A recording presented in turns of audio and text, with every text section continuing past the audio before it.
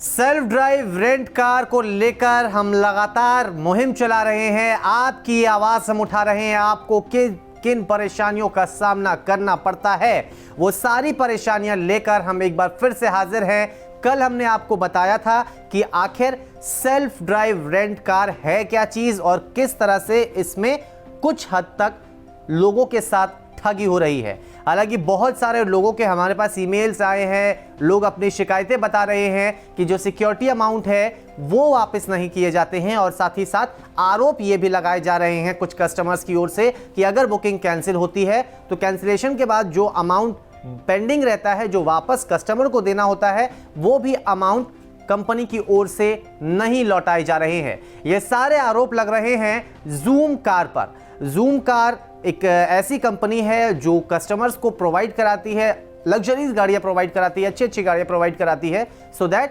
जो कस्टमर है वो अपने शहर में या शहर से बाहर खुद ड्राइव करके कार से जा सके, जहां भी जाना है, जिस भी काम से जाना है वो जा सकते हैं। उसके लिए बाकायदा एक फीस होती है, वो उन्हें पे करना होता है, और साथ ही साथ सिक्योरिटी अमाउंट भी जमा करानी होती है, जो कि कहा जाता है कि वो रिफंडेबल है, लेकिन रिफंड करने में कई तरह की समस्याएं हो रही है।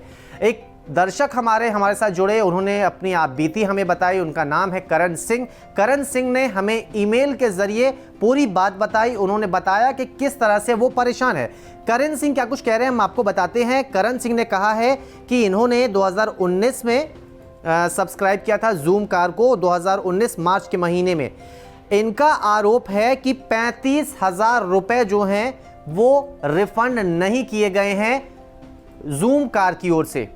ऐसे बहुत सारे कस्टमर हैं जिनकी ओर से इस तरह के आरोप लग रहे हैं, लगाए जा रहे हैं। कहा जा रहा है कि पैसे जो वापस हो जाने चाहिए थे वो वापस नहीं किए गए। तो ये एक हमारे दर्शक हैं और जूम कार के सब्सक्राइबर हैं जिन्होंने आरोप लगाया है कि जूम की ओर से 35,000 रुपए लौटाए नहीं गए। इसके अलावा एक दर्शक हैं चिंतन, इन्होंने कहा है कि सितंबर 2020 से ये लगातार पैसों की वापसी के लिए मांग कर रहे हैं, लगातार ये मेल कर रहे हैं, कस्टमर केयर पर संपर्क कर रहे हैं, लेकिन अभी तक इन्हें पैसे वापस नहीं किए गए। जो रिफंड अमाउंट होना था वो रिफंड नहीं किया गया है। तो ये हमारे एक दूसरे दर्शक है। तीसरे एक हमारे दर्शक है जिनका मेल हमने लिया है, वो है राजकिशोर। राजकिशोर जी का आरोप है कि कुछ पैसे उनके फंसे हुए हैं जिसे रिफंड करना है कंपनी को, लेकिन कंपनी रिफंड कर नहीं रही है, और तो और वो ना ईमेल पर जवाब दे रही है, ना ही टोल फ्री नंबर पर कोई जवाब आ रहा है। आरोप ये लगाए जा रहे हैं कि रिफंड तो नहीं हो रहा है, वो अलग है, स्टेटस क्या है, कब तक होगा, ये तक जानकारी नहीं दी जा रही है। राजीव सिंह एक हमारे और दर्शक है, ये कह रहे हैं कि इनके 2 टोटल अमाउंट है जो रिफंड होने हैं। 2 अलग अलग इन्होंने बुकिंग शायद कराई थी, जिसके बाद इन्हें जो सिक्योरिटी अमाउंट है या फिर जो बैलेंस अमाउंट है वो रिफंड होना था, लेकिन इनके दोनों भी अमाउंट रिफंड नहीं हुए हैं।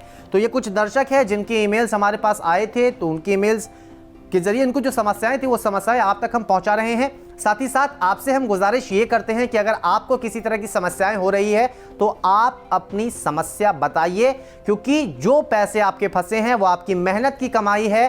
किसी से आप यूं ही नहीं मांग रहे हैं, आपके ही पैसे वहां पर पड़े हुए हैं, जो आपका हक है वो नहीं लौटाया जा रहा है। इसलिए आप खुलकर सामने आइए, आपकी आवाज हम बनेंगे, आपकी परेशानियों को हम सामने लाएंगे, ताकि आपका जो पैसा फंसा है वो वापस आ सके और आगे कोई और ऐसे जंजाल में ना फंसे।